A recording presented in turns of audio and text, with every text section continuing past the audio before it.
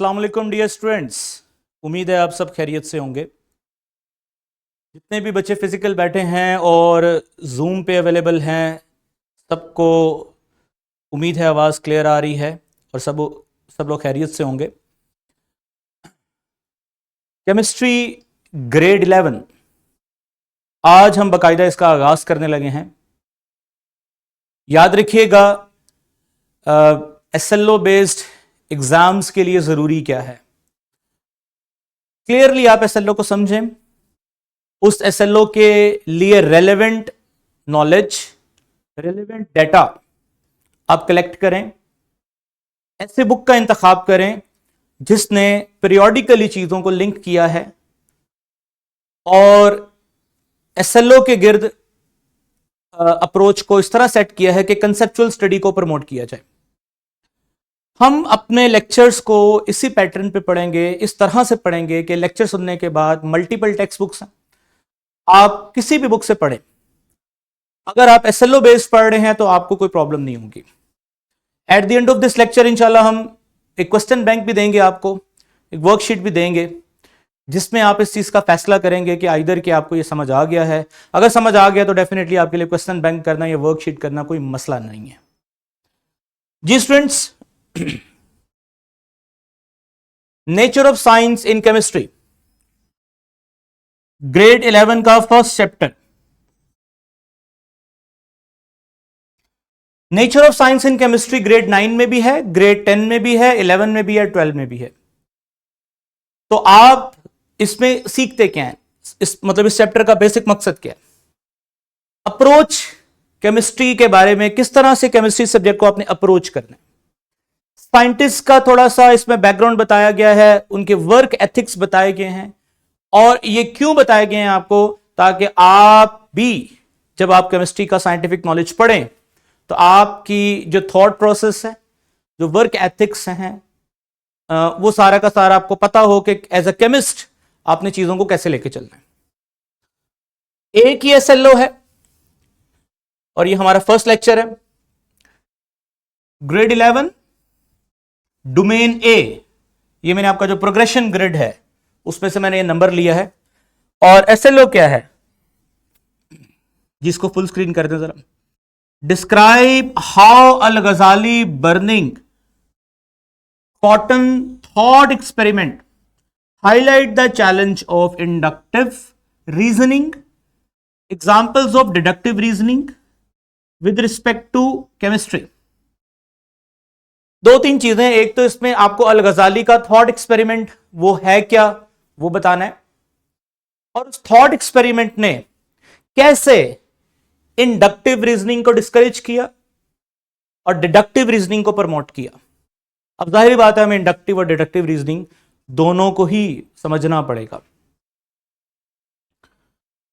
तो SLO के against knowledge, जो कि आपकी जो टेक्स्ट बुक है कैंटअप पब्लिशर्स की, उसमें 1.1 नॉलेज है और इसकी स्किल 1.1 है। नॉलेज क्या है, हम मुकम्मल तौर पे अंडरस्टैंडिंग करेंगे the definition of inductive and deductive reasoning, learning about the historical and philosophical logics about inductive and deductive reasoning। और हमारे में स्किल डेवलप हो जाएगी कि हम आसानी से पहचान सकेंगे कि ये इंडक्टिव साइंटिफिक टेक्स्ट के अंदर ये इंडक्टिव रीजनिंग की बेस पे टेक्स्ट लिखा गया है या डिडक्टिव रीजनिंग की बेस पे टेक्स्ट लिखा गया है। सबसे पहले थोड़ा सा प्री रीडिंग की तरफ आते हैं। ग्रेड 9 में आपने साइंटिफिक मेथड पढ़ा कि किस तरह से साइंटिस्ट सोचते हैं, think like a scientist. Grade 9 में आपको पढ़ाया गया था कि पहले आप क्या करते हैं, साइंटिफिक मेथड में ऑब्जर्वेशंस होती हैं, ऑब्जर्वेशन की बेस पे हाइपोथेसिस बनते हैं, हाइपोथेसिस बनाने के बाद आपने एक्सपेरिमेंटेशन करनी होती है और फिर थ्योरी डेवलप करनी होती है। इस पूरे प्रोसेस के अंदर reasoning is crucial in finalising valid theories, ensuring conclusions are logically derived from evidence। यानी कि बहस में आपने मंतक के साथ जब तक बात नहीं करेंगे, रीजन के साथ आप बात नहीं करेंगे, तो साइंटिफिक मेथड वो कभी भी इतना अच्छा नहीं रहेगा। तो बेसिकली साइंटिफिक मेथड में आपने जो रीजनिंग इस्तेमाल करनी है एक अच्छी थ्योरी डेवलप करने के लिए, वो रीजनिंग किस तरह की होनी चाहिए, ये लेक्चर उसके ऊपर है जी। टाइप्स ऑफ रीजनिंग, दो तरह की रीजनिंग है। Number one inductive reasoning, the second one is deductive reasoning. पढ़ेंगे तो तफसील से इसको, लेकिन अभी हम इसका एक ओवरव्यू लेते हैं।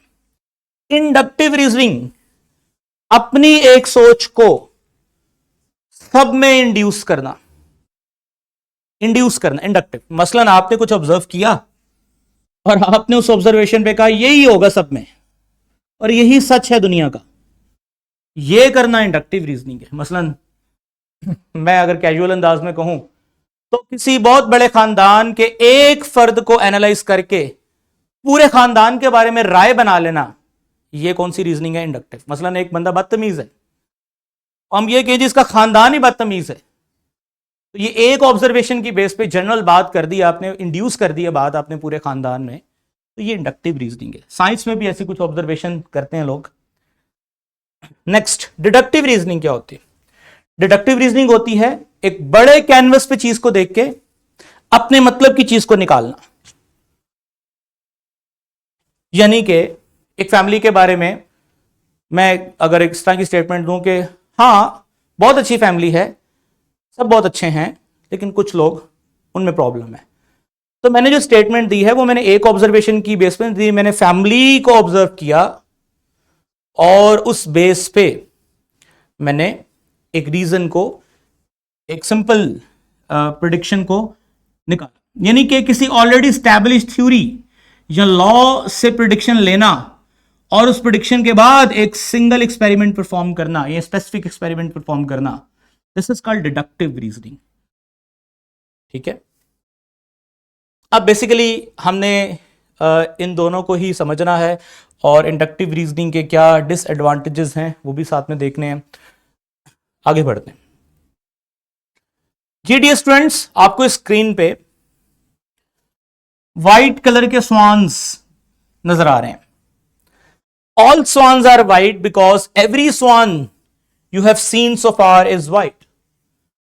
मतलब आपने जितने भी स्वान्स देखे हैं वो सफेद हैं, और आपने ये कहा कि जितने भी दुनिया में स्वान्स हैं वो सारे ही व्हाइट होंगे।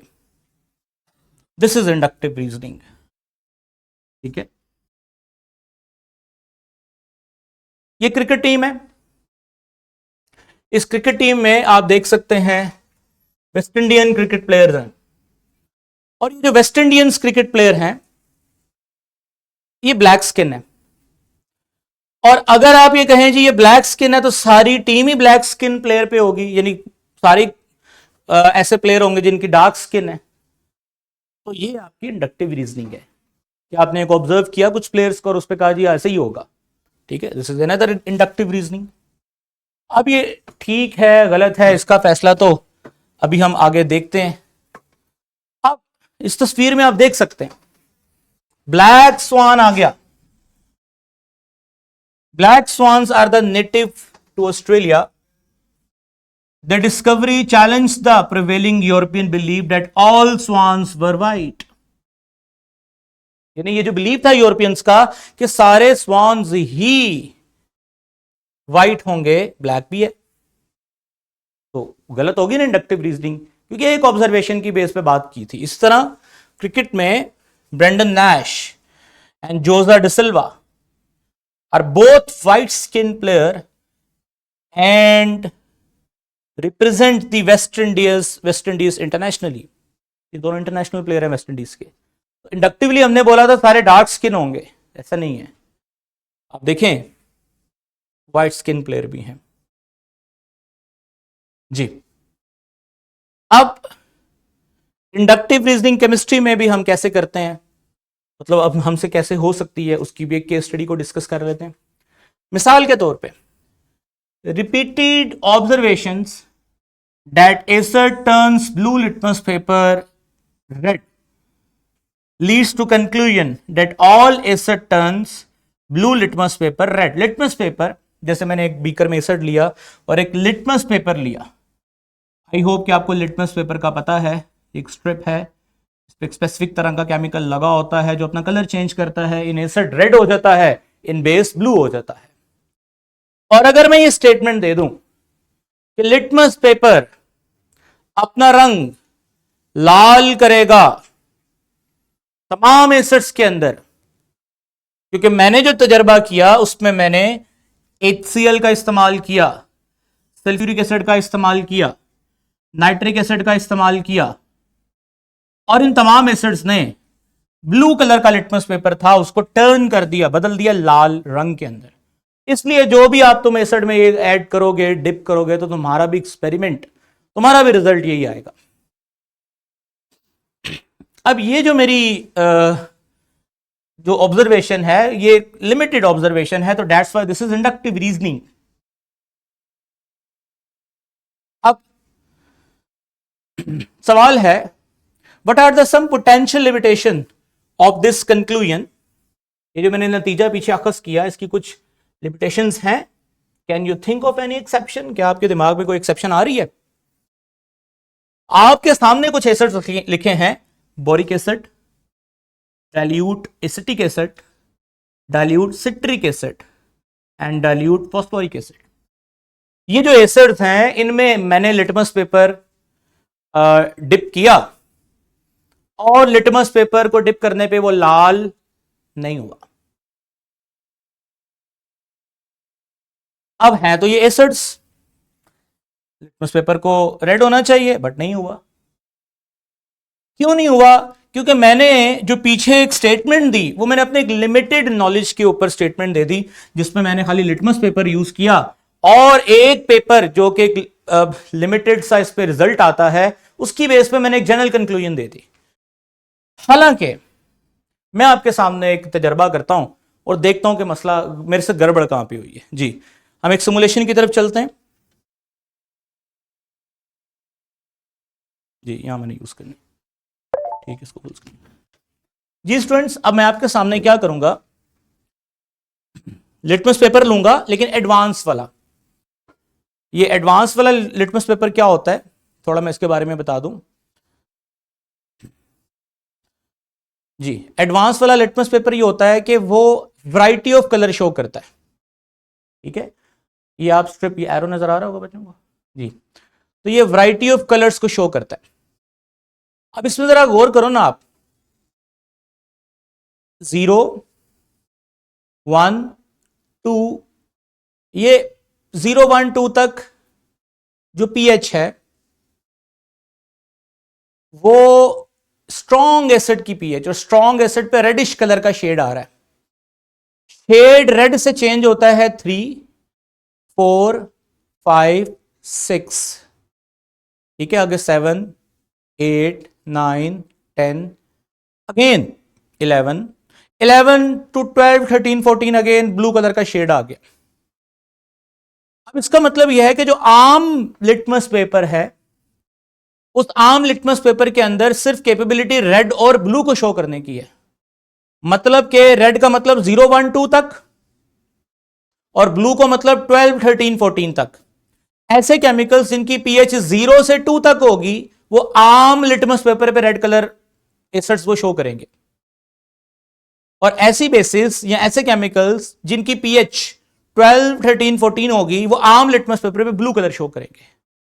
अब इसका मतलब वो pH, वो केमिकल जिनकी pH 3, 4, 5, 6, 7, 8, 9, 10, 11, 12 इनके दरमियान में है, 12 से बल्कि पहले 11 इनके दरमियान में, यानी 3 से 11 के दरमियान में जिनकी pH है वो बेसिकली वीक एसिड्स हैं और वीक बेसिस हैं।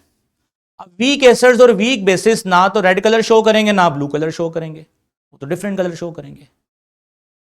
अब वो डिफरेंट कलर्स को शो करना आम लिटमस पेपर के बस की बात ही नहीं, वो लिमिटेड था। ये जो मैं लिटमस पेपर यूज कर रहा हूं ये यूनिवर्सल इंडिकेटर का लिटमस पेपर है, इसमें हर तरह की कलर स्पेक्ट्रम शो करने की कैपेबिलिटी है। अगर मैं ये आम पेपर यहां यूज करता ना तो यहां तो वो लाल होना था, यहां वो क्या बोलते हैं उसको, ब्लू कलर का होना था। ठीक है, जैसे मैं भी आपको करके दिखाता हूं, जैसे वाटर है, वाटर में मैंने इसको डिप किया, ये देखिए ये 7 pH पे, वाटर की pH 7 होती है, ये ग्रीन कलर का हो गया। स्ट्रॉन्ग एसिड है, इसमें डिप करूंगा तो ये देखें PH2 रेडिश कलर का शेड है तो ऑरेंज लेकिन रेडिश कलर की तरफ जा रहा है, ठीक है। इस तरह मैं स्ट्रॉन्ग बेस में करूंगा तो ये ब्लू, ये देखें, ठीक है। इस तरह मैं वीक एसिड में करूंगा तो अगर आम पेपर होता तो आम पेपर पे तो ये शो ही नहीं होना था कलर, लेकिन यहां पे देखें ये शो हो रहा है क्योंकि ये जो मैं लिटमस पेपर यूज कर रहा हूं ये यूनिवर्सल इंडिकेटर का पेपर है, ठीक है स्टूडेंट्स। फर्दर मैं चलता हूं नेक्स्ट एडवांस लेवल की तरफ। देखिए ये मेरे पास स्ट्रेंथ है एसिड की, वीक टू स्ट्रॉन्ग। अगर मैं वीक कर देता हूं तो अगेन ये देखें 6 pH वीक एसिड। अगर मैं स्ट्रॉन्ग कर देता हूं ये देखें pH 1, ओके।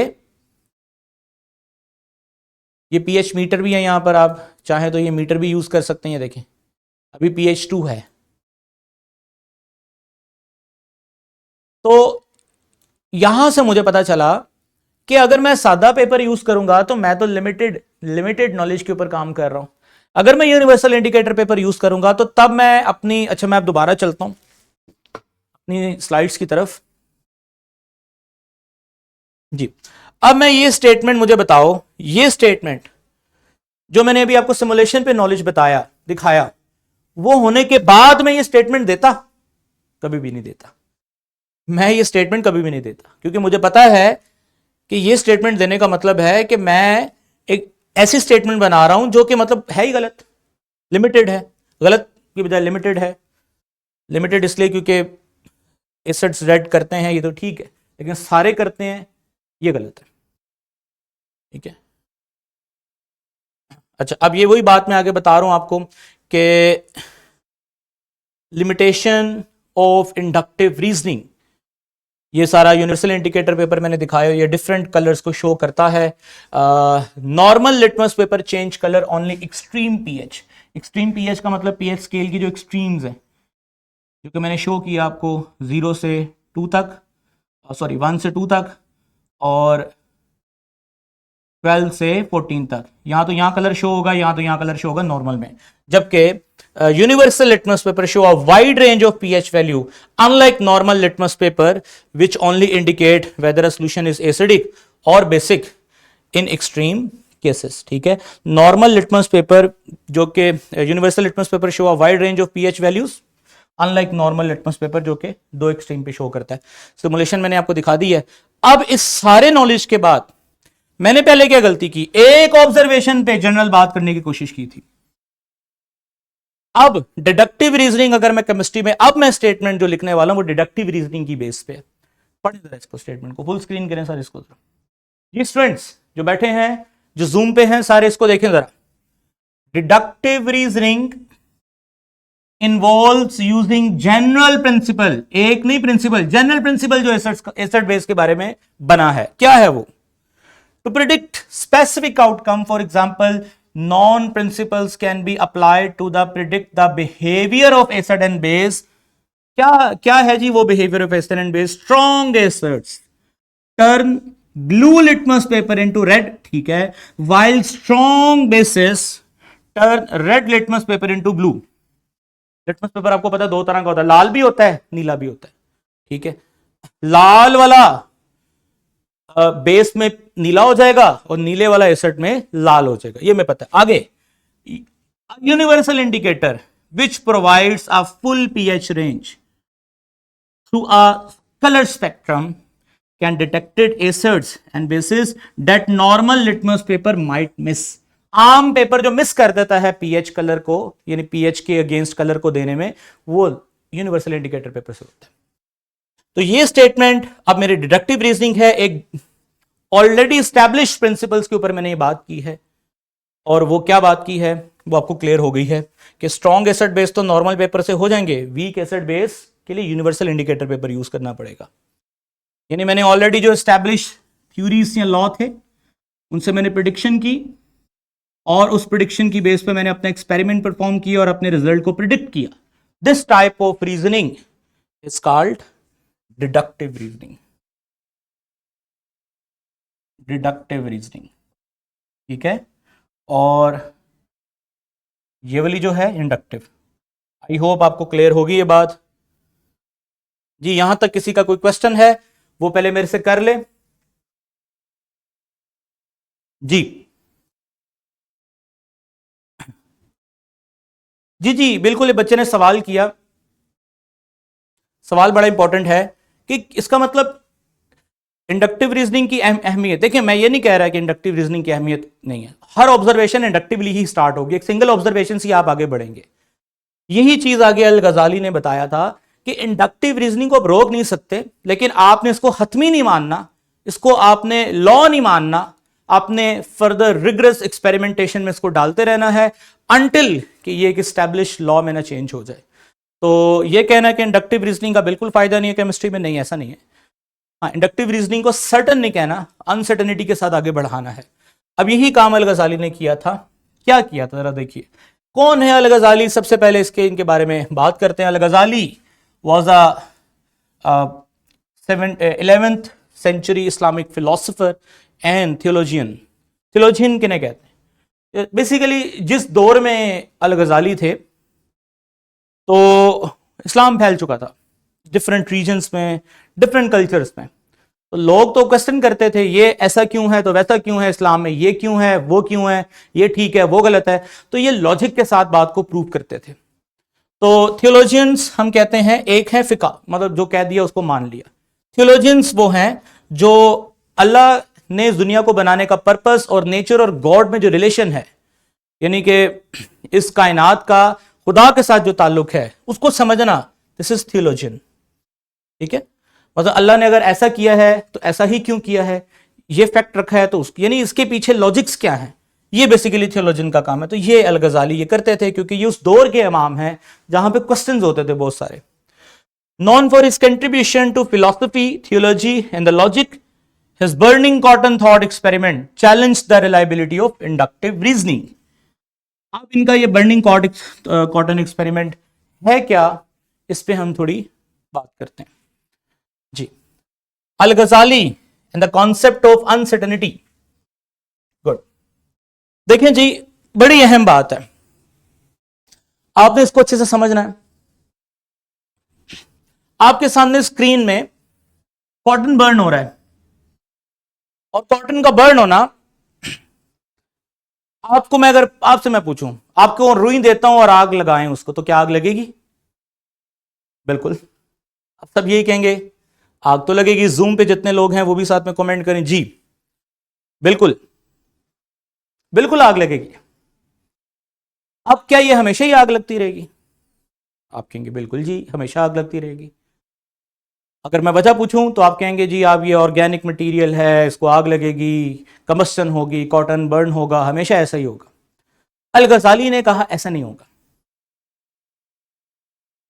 एक्चुअली अल गजाली ने क्या कहा? अल गजाली ने कहा कि एक्चुअली बर्निंग कॉटन, ये हमेशा इसको आग लगना, ये आपके दिमाग की एक हैबिट बन चुका है।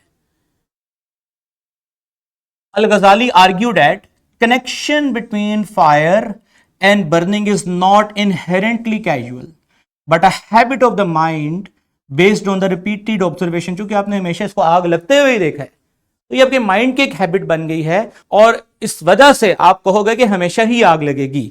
आगे बड़ी वो खूबसूरत बात करता है, सजेस्ट, अल गजाली ने सजेस्ट किया ओमनीपोटेंट, यानी यहां पे ओमनीपोटेंट का मतलब है गॉड, खुदा, being could alter the outcome, make burning cotton a contingent event rather than a necessary event।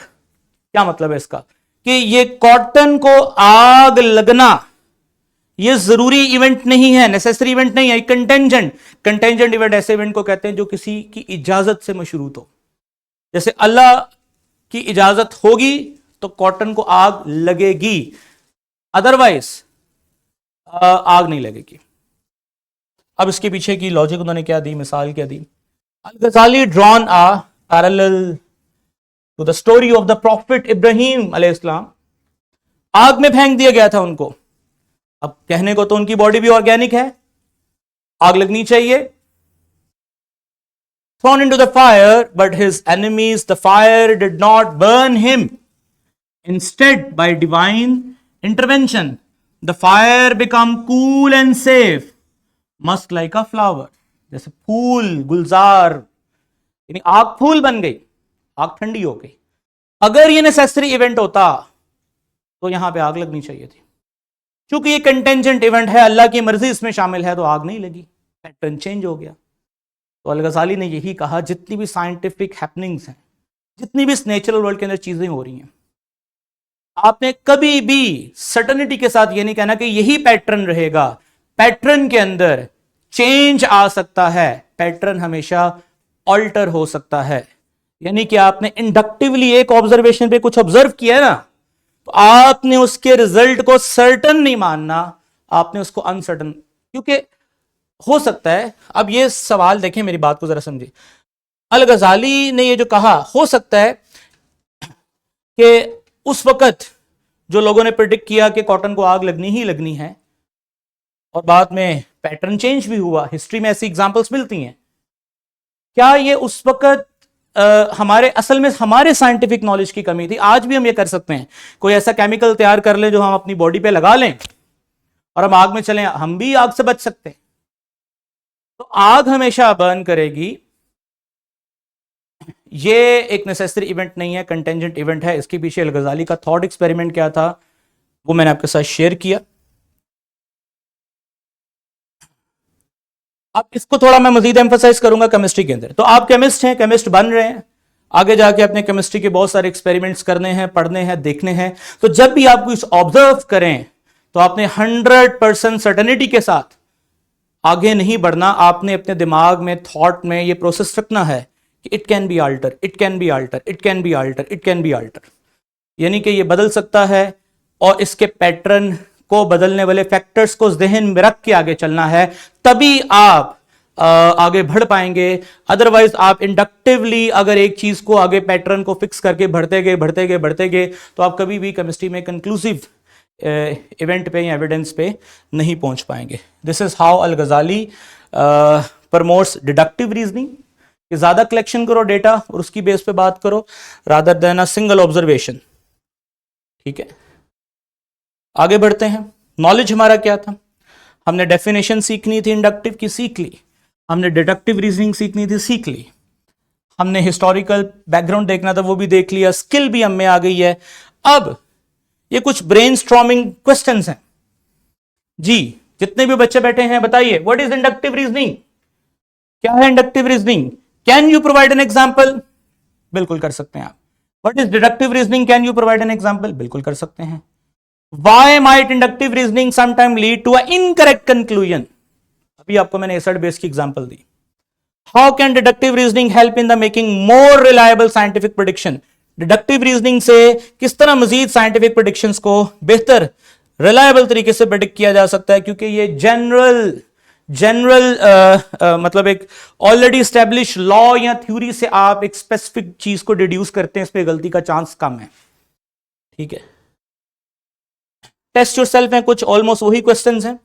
ठीक है, define inductive and deductive reasoning, ये क्वेश्चन बैंक है बेसिकली। ये हम आपको इसलिए दे रहे हैं ताकि आप एसएलओ को पढ़ चुके हैं, नॉलेज आप में आ चुका है, स्किल आप में डेवलप हो चुकी है, आप इसको अच्छे से परफॉर्म कर सके। जी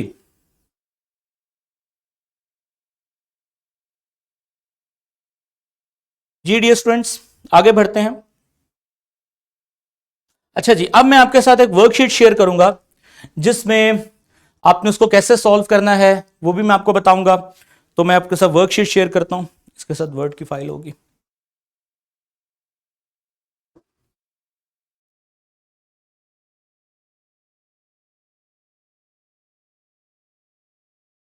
जी वाली वर्ड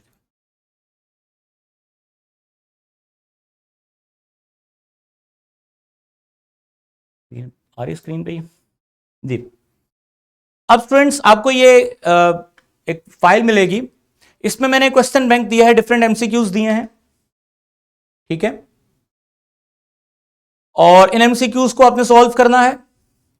उसके बाद अगेन कुछ शॉर्ट क्वेश्चन का बंच है, ऑलमोस्ट वैसे ही शॉर्ट क्वेश्चन हैं जो अंदर हमने डिस्कस किए। एक मैंने लॉन्ग क्वेश्चन यहां पर इंट्रोड्यूस करवाया है कि आपने डिडक्टिव और इंडक्टिव रीजनिंग को कंपेयर करना है, एग्जांपल देनी है आपने, and discuss the strength and limitation of each type of reasoning, explain how al-Ghazali burning cotton thought experiment illustrate the potential pitfall of the inductive reasoning. Inductive reasoning का pitfall मतलब उसकी शॉर्टकम्स क्या है।